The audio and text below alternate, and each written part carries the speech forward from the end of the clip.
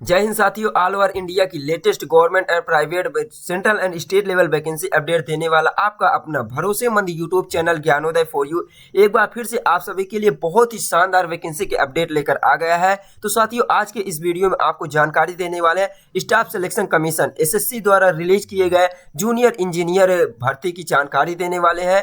इसमें आप सभी को 968 पोस्ट के लिए वैकेंसी रिलीज की गई है। तो यदि आप भी जूनियर इंजीनियर पोस्ट के लिए फॉर्म अप्लाई करना चाहते हैं, आपके पास भी इंजीनियरिंग डिग्री या डिप्लोमा है, तो इस वैकेंसी के लिए फॉर्म अप्लाई कर सकते हैं। और आपके लिए ये गोल्डन अपॉर्चुनिटी है जूनियर इंजीनियर पोस्ट की भर्ती के लिए। तो चलिए फ्रेंड्स, टाइम ना वेस्ट करते आपको जानकारी देते हैं कि कितने पोस्ट के लिए वैकेंसी है, कब से कब तक फॉर्म अप्लाई किया जाएगा और इसमें आप फॉर्म कैसे अप्लाई कर पाएंगे, ये सारी जानकारी इसमें मिलने वाली है। इसलिए फ्रेंड्स, यदि आप भी फॉर्म अप्लाई करना चाहते हैं तो प्लीज़ फॉर्म अप्लाई करने से पहले इस वीडियो को एंड तक जरूर देख ले, ताकि आपको किसी भी प्रकार के इस वैकेंसी से रिलेटेड कोई डाउट ना रहे और आप इजीली फॉर्म अप्लाई कर पाए। तो देखिए फ्रेंड्स, एसएससी की ये न्यू वेबसाइट है ssc.gov.in। यहाँ पे इसका ऑफिशियल नोटिफिकेशन रिलीज किया गया है जूनियर इंजीनियर के लिए। तो इसी से आपको जानकारी देते हैं। तो जैसे कि यहाँ पे देख सकते हैं फ्रेंड्स, ये दिया हो to be uploaded website commission है http://ssc.gov.in 28 मार्च 2024 को इसका नोटिफिकेशन जारी किया गया है जूनियर इंजीनियर के लिए। यहाँ देख सकते हैं नोटिस दिया junior engineer civil mechanical electrical के लिए है एग्जामिनेशन 2004। स्टार्टिंग डेट जो दिया है सबमिशन ऑनलाइन एप्लीकेशन की 28 मार्च 2024 से स्टार्ट हो गया। लास्ट डेट ऑफ एप्लीकेशन जो है 18 अप्रैल 2024 है। तो यहाँ पे 18 अप्रैल तक आप फॉर्म अप्लाई कर सकते हैं फ्रेंड्स। और देखिए, किसी भी प्रकार फॉर्म में करेक्शन करने के लिए 2 दिन का टाइम दिया जाएगा आपको। मात्र 22 अप्रैल से 23 अप्रैल तक आप अपने एप्लीकेशन फॉर्म में करेक्शन कर सकते हैं। और एक tentative schedule computer based test जो है पेपर 1 जो है या टियर 1 एग्जाम होगा, वो 4 जून से लेकर 6 जून यानी 3 दिन के बीच आपका एग्जाम कंडक्ट करवाया जाएगा। और देखिए, जो इसका प्री एग्जाम होगा 4 से 6 जून के बीच होगा। ये एक टेंटेटिव संभावित डेट है। और जो प्री एग्जाम के बाद मेंस एग्जाम होगा, उसका नोटिफिकेशन आपको बाद में रिलीज किया जाएगा। और किसी भी प्रकार के आपको हेल्प चाहिए तो ये हेल्पलाइन नंबर दिया हुआ है, यहाँ से आप कॉन्टैक्ट कर सकते हैं। तो देखिए फ्रेंड्स, ये था यहाँ पे दिया staff selection commission will be hold open competitive examination for the recruitment to the post of junior engineer civil mechanical electrical for the organisation office of the government of India. The posts are group B, non gazetted non ministerial level 6 दिया है। Salary इसमें 35,400 से लेकर 1,12,400 तक की salary है। पे matrix level 7 दिया है। सेंट्रल पे कमीशन दिया हुआ है। तो देखिए कौन कौन से ऑर्गेनाइजेशन से ये वैकेंसी रिलीज की गई, कौन कौन से डिपार्टमेंट से है। तो देखिए यहाँ दिए बॉर्डर रोड ऑर्गेनाइजेशन BRO द्वारा, या JEC यानी कि जूनियर इंजीनियर सिविल के लिए दिया हुआ है। एज लिमिट दिया हुआ है इसमें 30 ईयर दिया हुआ है, यानी 30 साल अपर एज लिमिट दिया हुआ है। आपके पास इसमें क्वालिफिकेशन क्या होनी चाहिए, degree in civil engineer from a recognised university या इंस्टीट्यूट और 3 year diploma in civil engineer from a recognised university institute board. And in दोनों डिग्री और डिप्लोमा के अलावा आपके पास 2 year experience of working experience होना चाहिए, planning execution maintenance of civil engineer work. तो आपके पास 2 साल का एक्सपीरियंस होना चाहिए और 3 साल का या तो आपके पास डिप्लोमा हो या इंजीनियर सिविल इंजीनियर से आपके पास ग्रेजुएशन कंप्लीट होना चाहिए। ये था फ्रेंड्स। और इसमें JEE इलेक्ट्रिकल एंड मैकेनिकल के लिए दिया, इसमें भी वही सेम दिया हुआ है कि आपके पास इलेक्ट्रिकल या मैकेनिकल से इंजीनियरिंग की डिग्री होनी चाहिए या 3 साल का डिप्लोमा होना चाहिए। ऑटोमोबाइल मैकेनिकल इंजीनियरिंग से किसी भी आपको रिकॉग्नाइज्ड यानी कि जानी मानी यूनिवर्सिटी से या किसी भी इंस्टीट्यूट संस्था से होना चाहिए। साथ ही साथ इसमें 2 साल का एक्सपीरियंस दिया हुआ है in planning execution maintenance of electrical और मैकेनिकल इंजीनियरिंग वर्क से होना चाहिए। और फ्रेंड्स, इसमें देखिए सभी पोस्ट में सभी जो अलग अलग ऑर्गेनाइजेशन है वो इसमें अनुभव या एक्सपीरियंस नहीं रिक्वायर्ड किया है। किसमें किसी में एक्सपीरियंस मांगा है, किसी में नहीं मांगा। जैसे कि ये ऑर्गेनाइजेशन दिया हुआ है ब्रह्मपुत्रा बोर्ड मिनिस्ट्री ऑफ जल शक्ति। तो यहाँ पे जल शक्ति मंत्रालय जो ब्रह्मपुत्र बोर्ड है, इसके द्वारा आपसे केवल 3 साल का डिप्लोमा होना चाहिए इंजीनियरिंग में फ्रॉम रिकॉग्नाइज्ड यूनिवर्सिटी या इंस्टीट्यूशन से आप इसमें फॉर्म अप्लाई कर सकते हैं। ये भी सिविल दिया है, इसमें भी एज लिमिट 30 साल दिया हुआ है। सेंट्रल वाटर कमीशन यहाँ पे दिया हुआ है, यानी कि जल आयोग जो है, केंद्रीय जल आयोग द्वारा भी यहाँ पे मैकेनिकल के लिए रिलीज किया गया है, जूनियर इंजीनियर मैकेनिकल के लिए। इसमें आपके पास बैचलर डिग्री होनी चाहिए या diploma in mechanical engineering from a recognised institute से होना चाहिए। एज लिमिट 30 साल दिया हुआ है। इसी तरह ये दिया हुआ है जेई के लिए बैचलर डिग्री या डिप्लोमा होना चाहिए, सिविल इंजीनियरिंग से होना चाहिए, तो भी आप इसके लिए फॉर्म अप्लाई कर सकते हैं। और देखिए यहाँ पे दिए सेंट्रल पब्लिक वर्क डिपार्टमेंट द्वारा भी दिया, CPWD द्वारा, इसमें भी देखिए इलेक्ट्रिकल और सिविल दोनों के लिए है। तो इसमें आपके पास डिप्लोमा इलेक्ट्रिकल या सिविल से हो तो आप इसके लिए एलिजिबल है। एज लिमिट इसमें 32 ईयर दिया हुआ है। और देखिए दिया है वाटर, ये central water and power research station से भी दिया हुआ है, इलेक्ट्रिकल एंड ये सिविल से दिया हुआ है। इसमें भी डिप्लोमा रिक्वायर्ड किया गया है, डिप्लोमा है तो आप इसके लिए एलिजिबल है। एज लिमिट यहाँ देख सकते हैं ये दिया हुआ है। DGQA naval ministry of defence से भी दिया हुआ है। इसमें मैकेनिकल और ये इलेक्ट्रिकल से दिया हुआ, इसमें भी आपके पास डिग्री हो इंजीनियरिंग में या डिप्लोमा हो तो आप इसमें फॉर्म अप्लाई कर सकते हैं। लेकिन इसमें रिक्वायर्ड किया गया है ये नेवल मिनिस्ट्री से 3 ईयर का डिप्लोमा होना चाहिए। साथ ही साथ यहाँ पे ये इंजीनियरिंग फ्रॉम ये इंस्टीट्यूट से दिया है, उसके साथ 2 ईयर का एक्सपीरियंस होना चाहिए। दोनों पोस्ट के लिए दिया हुआ है, ये 2 ईयर एक्सपीरियंस होना चाहिए। एज लिमिट 30 ईयर दिया हुआ है। और देखिए दिया है Farakka barrage project ministry of जल शक्ति मंत्रालय, यानी कि जल शक्ति मंत्रालय जो फरक्का बांध है उसमें भी दिया हुआ है। फरक्का बांध से 2 पोस्ट दिया हुआ है। यहाँ पे देखिए दिया हुआ है, यहाँ पे इंजीनियरिंग इलेक्ट्रिकल और सिविल से दिया हुआ है। तो सभी के लिए फ्रेंड्स आपको ओवरऑल बताया जाए तो इसमें आपके पास इलेक्ट्रिकल, ये जो 3 पोस्ट दी इलेक्ट्रिकल सिविल मैकेनिकल से आपके पास डिग्री या डिप्लोमा होना चाहिए 3 साल का, तो आप इसके लिए एलिजिबल हैं किसी भी पोस्ट के लिए। बस यहाँ पे चेक करना है कि इसमें एक्सपीरियंस रिक्वायर्ड किया गया है। एक्सपीरियंस चेक करने के बाद आप फॉर्म अप्लाई कीजिए। जैसे कि यहाँ पे देखिए मिनिस्ट्री ऑफ इंजीनियरिंग सर्विस के लिए दिया हुआ है, तो इसमें देखिए 2 ईयर का एक्सपीरियंस रिक्वायर्ड किया गया है। बाकी वही डिग्री डिप्लोमा सेम दिया हुआ है। यहाँ पर भी देखिए दिया हुआ है 2 ईयर का एक्सपीरियंस दिया हुआ है। National technical research organisation NTRO द्वारा डिप्लोमा आपसे रिक्वायर्ड किया गया है और एक्सपीरियंस नहीं इसमें रिक्वायर्ड किया गया है। तो ये था फ्रेंड्स, इस लिमिट 30 ईयर दिया हुआ है।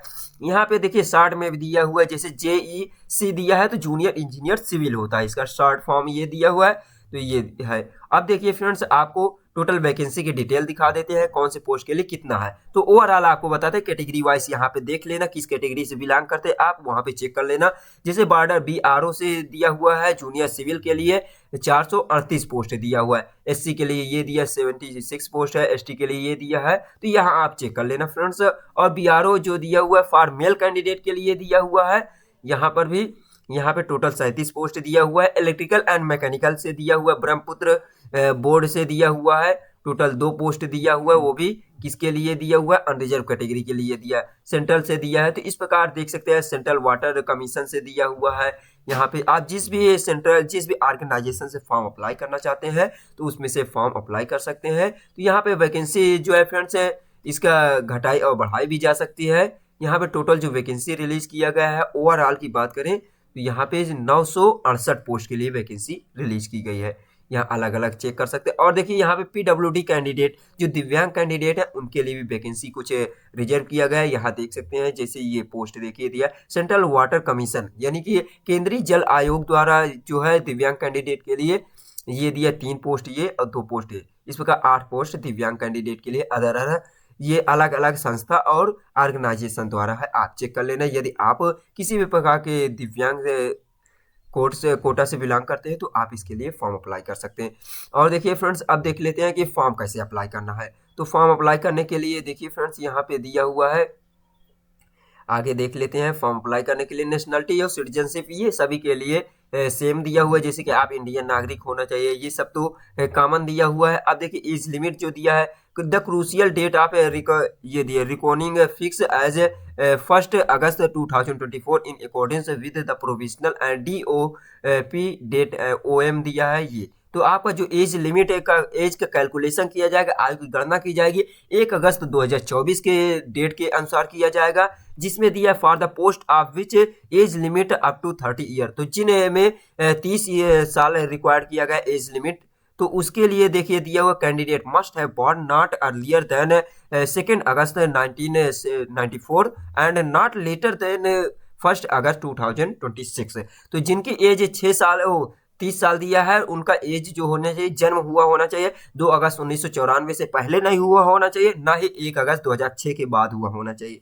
ये दोनों डेट दिया है। उसी प्रकार जिनकी 32 साल एज लिमिट यहाँ पर रखा गया है, उनमें से 2 अगस्त 1952 और 1 अगस्त 2006 के बीच जन्म हुआ होना चाहिए। एज रिलैक्सेशन कैटेगरी वाइज दिया है, SC/ST के लिए 5 साल, OBC के लिए 3 साल और PWD के लिए जो अनरिजर्व है EWS है 10 साल, OBC के लिए 13 साल और SC/ST के लिए 15 साल दिया है। वहीं पे एक्स सर्विसमैन के लिए 3 साल दिया, 3 year after deduction of the military service ranger from the actual as, ये दिया है। तो ये एज रिलैक्सेशन यहाँ पे चेक कर सकते हैं। और देखिए फ्रेंड्स, यहाँ पे कुछ जानकारी दे देते हैं कि आपको, और इसके बाद जो इम्पोर्टेंट फैक्ट है जैसे कि फॉर्म कैसे अप्लाई करना है, how to apply and application fee. तो देखिए यहाँ पे सबसे पहले जानकारी ये दिया गया, all the candidate who wish to apply the response to the notice and have not generate their one time registration on the new website ssc.gov.in will be required to show as their early OTR generated on the old website ssc.nic.in will be functional for the new website. Subsequent OTR candidate can proceed fill application for the examination. Once the OTR has been generated on the new website, it will continue remain valid for the examination to apply it on the new website. The detailed instruction for the OTR given annexure 3rd for the notice. तो दोस्तों इसमें यह बताया गया है कि यदि आपने पुरानी जो एसएससी की वेबसाइट है उसमें रजिस्ट्रेशन किया, वन टाइम रजिस्ट्रेशन, तो वो नई वेबसाइट जो अभी जिसमें आपको सारी अपडेट वैकेंसी की दी जाती है उस पर वो वन टाइम रजिस्ट्रेशन काम नहीं करेगा। तो देखिए ये है इसकी ऑफिशियल वेबसाइट, पुरानी वेबसाइट की ये दिया है, जैसा कि आपने इसके पहले भी देखा होगा, ये दिया ssc.nic.in। तो इस पे अगर आपने फॉर्म अप्लाई किया है, रजिस्ट्रेशन कर चुके हैं, तो जो वो रजिस्ट्रेशन नंबर है, आईडी पासवर्ड, वो अब काम नहीं करेगा। आपको न्यू वेबसाइट पे फॉर्म अप्लाई करने के लिए आपको नया एक बार वन टाइम रजिस्ट्रेशन करना होगा। ये न्यू वेबसाइट दिया हुआ है, यहाँ देख सकते हैं ssc.gov.in, ये नई वेबसाइट है एसएससी की। यहीं पे आपको सारी अपडेट मिलेगी और यहीं पे आपको वन टाइम रजिस्ट्रेशन करना होगा। जैसे कि ये दिया है, यहाँ पर भी नोटिस जारी किया है, notice for junior engineer civil mechanical electrical examination 2024 28 मार्च को रिलीज किया गया है। पीडीएफ यहाँ से डाउनलोड कर सकते हैं फ्रेंड्स। सारी डिटेल आपको चेक करना है तो यहाँ से भी आप पीडीएफ डाउनलोड कर सकते हैं डायरेक्ट विजिट करके ssc.gov.in पर। और देखिए यहाँ पे अप्लाई करने के लिए अप्लाई लिंक दिया हुआ है, यहाँ से आपको अप्लाई पे क्लिक करना है। ये देखिए दिया हुआ व्यू ऑल डिटेल के लिए दिया, अप्लाई पे क्लिक करेंगे, यहाँ पे अप्लाई करेंगे तो ये लिंक दिया है वन टाइम रजिस्ट्रेशन के लिए। सारी डिटेल फिल करना है, लॉगिन करना होगा। रजिस्ट्रेशन नंबर ये जो ऑलरेडी रजिस्टर्ड है उनके लिए दिया है, और जो नया रजिस्ट्रेशन करना चाहते हैं न्यू यूजर के लिए रजिस्टर नाउ पे क्लिक करना होगा। रजिस्टर नाउ पे क्लिक करेंगे तो एक नया पेज ओपन होगा। यहाँ पे दिया हुआ वन टाइम रजिस्ट्रेशन के लिए सबसे पहले आपको पर्सनल डिटेल फिल करना होगा, फिर पासवर्ड क्रिएट करना होगा, एडिशनल डिटेल जो दिया हुआ है जैसे कैंडिडेट का nationality, address, educational qualification fill करना होगा। फिर डिक्लेरेशन है जो होगा आपको डिक्लेयर करना होगा, जैसे ये टिक दिया है ऐसे आपको टिक करना होगा कैंडिडेट डिटेल्स कंफर्मेशन के लिए। तो इस प्रकार आपको वन टाइम रजिस्ट्रेशन होने के बाद यहाँ कंटिन्यू करना होगा और आपको वन टाइम रजिस्ट्रेशन आपके जो रजिस्टर्ड मोबाइल नंबर होगा वहाँ पे आपको रजिस्ट्रेशन नंबर मिल जाएगा, आईडी पासवर्ड मिल जाएगा फ्रेंड्स। तो वहाँ से आपको जैसे होने के बाद इसके बाद आपको क्या करना है, लॉगिन करना होगा। जैसे कि बैक आते हैं फ्रेंड्स, ये देखिए यहाँ पे लॉगिन करना होगा। यहाँ पे आपको रजिस्ट्रेशन नंबर, पासवर्ड और जो ये दिया है कैप्चा कोड, इसे फिल करके आपको यहाँ लॉगिन करेंगे। जैसे लॉगिन करेंगे एप्लीकेशन फॉर्म ओपन हो जाएगा और आपको एप्लीकेशन फॉर्म फिल करना होगा। तो चलिए अब और आगे की डिटेल देख लेते हैं फ्रेंड्स। तो एप्लीकेशन फी इसमें आपको सभी कैंडिडेट जो है जनरल कैंडिडेट, जनरल ओबीसी और ईडब्ल्यूएस कैंडिडेट से मात्र 100 रुपए एप्लीकेशन फी लिया जा रहा है। बाकी जो महिला कैंडिडेट है और SC/ST से बिलोंग करते हैं उनसे कोई भी एप्लीकेशन फी नहीं लिया जा रहा है। तो ये था फ्रेंड्स, आपको ये फॉर्म अप्लाई करने से जानकारी दे दी है, एप्लीकेशन फी हो गया है। और अगर आपको आगे की जानकारी देना है जैसे कि आपको सेंटर कहाँ कहाँ देखने को मिलेगा, देखिए आपको यहाँ पे रीजनल वाइज दिया हुआ है, रीजन, स्टेट, यूनियन टेरिटरी से आपको अलग अलग रीजन से फॉर्म अप्लाई करना चाहते हैं तो उसकी वेबसाइट अलग अलग दिया है। ये लिंक भी दिया हुआ है, जैसे कि आप भागलपुर, दरभंगा, मुजफ्फरपुर, पटना और आगरा, बरेली, गोरखपुर, कानपुर, यहाँ से आप फॉर्म अप्लाई करना चाहते हैं तो इसके लिए ये regional director staff selection commission दिया हुआ है, महात्मा गांधी मार्ग सिविल लाइन केंद्रीय सदन ये दिया है। तो यहाँ से आपको ये वेबसाइट ओपन करना होगा। ये दिया एड्रेस है फॉर रीजनल ऑफिस वेबसाइट दिया हुआ है। तो यहाँ पे अलग अलग दिया हुआ है, जैसे कि आप ये बालासोर दिया हुआ है, अलग अलग पोर्ट ब्लेयर से फॉर्म अप्लाई करना है। ये ईस्टर्न रीजन से दिया हुआ है, ये ऑफिशियल नोटिस ये दिया है SSCER.org, ये लिंक दिया हुआ है ऑफिशियल वेबसाइट की। तो इस प्रकार आप चेक कर सकते हैं जहां से भी जिस भी रीजन से आप फॉर्म अप्लाई करना चाहते हैं, जैसे नॉर्दर्न रीजन दिया हुआ ये वेबसाइट दिया हुआ है। तो यहाँ से आप चेक कर लेना फ्रेंड्स। अब देखिए एग्जाम पैटर्न क्या है, स्कीम ऑफ एग्जामिनेशन, इसमें आपको 2 एग्जाम होने वाला है। यहाँ पे पेपर 1 पेपर 2 होगा, यानी कि टीयर 1 टीयर 2 या तो प्री और मेंस कहते हैं, ये होगा 2 एग्जाम। जैसे कि मॉडल देख लीजिए, ये दिया है ये मोड ऑफ एग्जामिनेशन। पेपर 1 के लिए कंप्यूटर बेस्ड एग्जाम होगा। ये सब्जेक्ट दिया हुआ है जनरल इंटेलिजेंट और रीजनिंग से 50 क्वेश्चन होंगे, जनरल अवेयरनेस से 50 क्वेश्चन होंगे, और पार्ट ए दिया है general engineering and civil structure, यानी कि आपको इसमें ट्रेड से रिलेटेड हो गए क्वेश्चन। तो ये 2 दिया हुआ है पेपर, और तीसरा दिया है जनरल अवेयरनेस पार्ट ए दिया हुआ है, जनरल इंजीनियरिंग से रिलेटेड 100 क्वेश्चन होंगे। और दिया पार्ट बी में जनरल इंजीनियरिंग इलेक्ट्रिकल या पार्ट सी जो दिया मैकेनिकल, यानी कि ट्रेड से रिलेटेड 100 क्वेश्चन होंगे। ये 2 दिया है। तो इस प्रकार 3 पार्ट से दिया हुआ है। और पेपर 2 में देखिए पार्ट ए से देखिए जनरल सिविल इंजीनियर से दिया 100 क्वेश्चन 300 मार्क्स के होंगे, और पार्ट बी दिया, यानी तीनों ट्रेड से इसमें 100 क्वेश्चन होंगे।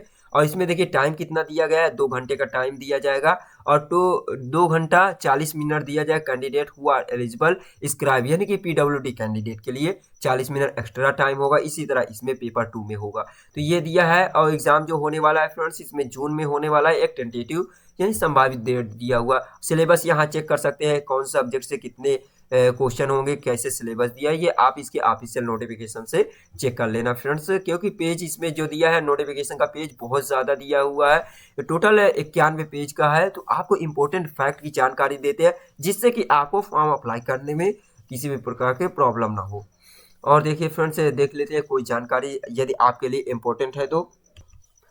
जैसे कि देखिए यहाँ पे अब देख लेते हैं, ये ऑफिशियल वेबसाइट है, यहाँ से आपको फॉर्म अप्लाई करना है। आईडी के लिए देखिए दिए कौन कौन सी आईडी होनी चाहिए, date of birth, printed admission certificate, original valid photo ID होनी चाहिए। तो ये जैसे दिया आपके पास आधार कार्ड तो यहाँ पे नेसेसरी है, आधार कार्ड होना चाहिए, voter ID, driving licence, PAN card, passport, और स्कूल या कॉलेज आईडी होनी चाहिए, एम्प्लॉयर आईडी होनी चाहिए। यदि आप कोई भी गवर्नमेंट सर्विस कर रहे हैं तो आपके पास एम्प्लॉयर आईडी होनी चाहिए। एक्स सर्विसमैन के लिए discharge book issued by ministry of defence से होना चाहिए, डिस्चार्ज बुक होना चाहिए। तो ये दिया है फ्रेंड्स। डॉक्यूमेंट वेरिफिकेशन होगा, सिलेक्शन जो होगा आपका प्री मेंस होगा, कास्ट सर्टिफिकेट होना चाहिए आपके पास, एजुकेशन सर्टिफिकेट, एक्सपीरियंस सर्टिफिकेट होना चाहिए, और मेट्रिकुलेशन सेकेंडरी दिया है यानी हाई स्कूल की मार्कशीट होनी चाहिए। तो सारी मार्कशीट इसमें होनी चाहिए, और एसेंशियल डॉक्यूमेंट होना चाहिए। तो ये था फ्रेंड्स एसेंशियल डॉक्यूमेंट की जानकारी। और इसमें देखिए पासिंग मार्क देखिए, क्वालिफाइंग में अनरिजर्व के लिए पेपर 1 में 30% आना चाहिए, OBC के और EWS के लिए 25%, और ऑल अदर कैटेगरी जैसे कि SC ST हैं और जो है उनके लिए दिया है पेपर 1 पेपर 2 दोनों में इतना आना चाहिए, एग्जाम में इतने नंबर आने चाहिए। तो फ्रेंड्स और देखिए टाई केसेस के लिए भी जानकारी दिया गया है कि जो टाई केसेस होगा उनमें से जो आधे के एज के होंगे उनको पहले प्रेफर किया जाएगा।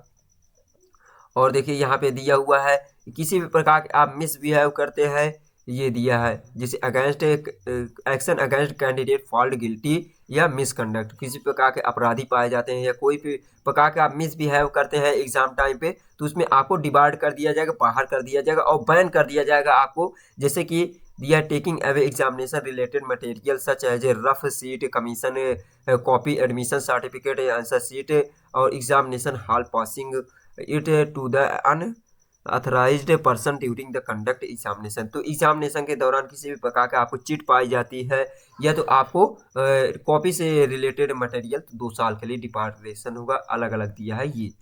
तो फ्रेंड्स और देख लेते हैं, आपको इसमें आप बता देते हैं फ्रेंड्स कि आपका जो फ़ोटो होना चाहिए, फ़ोटो में डेट ऑफ फ़ोटो होनी चाहिए, हेल्पलाइन नंबर ये दिया हुआ है, डेट ऑफ फ़ोटो होना चाहिए, फ़ोटो बिल्कुल क्लियर होना चाहिए फ्रेंड्स। जैसे क्लियर की बात करें कि एकदम फ्रंट में देखना चाहिए, आपको एग्जांपल दिखा देते हैं लास्ट में। तो देखिए फ्रेंड्स यहाँ पे एग्जाम्पल दिखाते हैं और देखिए इसमें प्रोफार्मा भी दिया है, कैसे कैसे आपको रजिस्ट्रेशन करना है और फॉर्म कैसे फिल करना है। ये देखिए दिया है प्रोफार्मा, थोड़ा ब्लर है फ्रेंड्स, यहाँ से आप चेक कर सकते हैं।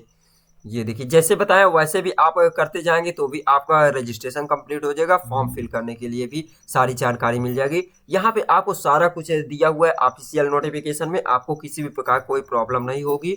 तो देखिए फ्रेंड्स ये दिया हुआ है और देख लेते हैं अब फोटो के लिए यहाँ पे दिया है, जैसे कि ये फॉर्म अप्लाई करने के लिए दिया है, पर्सनल डिटेल के लिए जानकारी दिया है, फादर नेम, मदर नेम और दिया हुआ है ये। तो ये सब आप इसमें भी देख सकते हैं। प्रोफार्मा दिया हुआ है, आप यहाँ से देखकर देख लेना, किसी भी प्रकार के आपको कोई प्रॉब्लम नहीं होगी। और देख लेते हैं अब देखिए फ्रेंड्स आपको इसमें फोटो कैसे होनी चाहिए। जैसे कि ये देखिए फोटो एज सिग्नेचर के लिए दिया है, अपलोड करने के लिए जानकारी दिया गया है। तो देखिए फ्रेंड्स यहाँ पे सैंपल दिखाया है फोटो कौन से एक्सेप्टेबल है और कौन से रिजेक्ट है। जैसे कि देखिए एक्सेप्टेबल है आपका इस तरह होना चाहिए, जो बैकग्राउंड होना चाहिए बिल्कुल क्लियर होना चाहिए, आपका यहाँ फेस भी क्लियर होना चाहिए। और देखिए यहाँ पे आपका डेट ऑफ फोटो जरूर होना चाहिए। जैसे ये फॉर्म अप्लाई करने जाएंगे एसएससी की तो डेट ऑफ फोटो आपका होना चाहिए और नेम होना चाहिए, जो कि प्लेटफॉर्म पे लगा रहता है। वो आप वहाँ पे देखेंगे प्लेटफॉर्म रहता है कि नहीं, तो वहाँ पे आपको खुद ही जानकारी देंगे किसी भी साइबर कैफे में जाएंगे तो भी। लेकिन ये पता है कि प्लेट नहीं रहती है, स्लेट जो होती है उसमें नाम ना रहे, लेकिन आपका डेट ऑफ फोटो और नाम जरूर होना चाहिए। तो देखिए एक्स्ट्रा कलर है, ये सब टू क्लोज है, तो ये सब आपका एक्सेप्ट नहीं कीजिए। किसी भी प्रकार के हैट या कैप लगा है तो भी नहीं, ब्लर होगा तो भी ये सब नहीं चलेगा। तो आपका जो एक्सेप्टेबल फोटो है ये दिया हुआ है फ्रेंड्स, ये आपका एक्सेप्ट किया जाएगा, इस प्रकार की फोटो होना चाहिए। तो फ्रेंड्स उम्मीद करते हैं कि आज की जानकारी आपको अच्छी लगी होगी। फ्रेंड्स वीडियो थोड़ा लॉन्ग हो जाती है क्योंकि आपको डिटेल में जानकारी देना होता है, तो आपको किसी भी प्रकार के कोई प्रॉब्लम नहीं होना चाहिए क्योंकि आपको सारी जानकारी मिल गई है। तो चलिए फ्रेंड्स, यदि वीडियो पसंद आई हो तो अपने इस दोस्त को एक सपोर्ट करने के लिए हमारे चैनल ज्ञानोदय फॉर यू को लाइक शेयर सब्सक्राइब जरूर कीजिए और इसी प्रकार की नई नई वीडियो भर्ती की देखने के लिए आप बने रहिए हमारे चैनल पर। तो चलिए मिलते हैं नेक्स्ट वीडियो में। Thanks for watching. जय हिंद, जय भारत।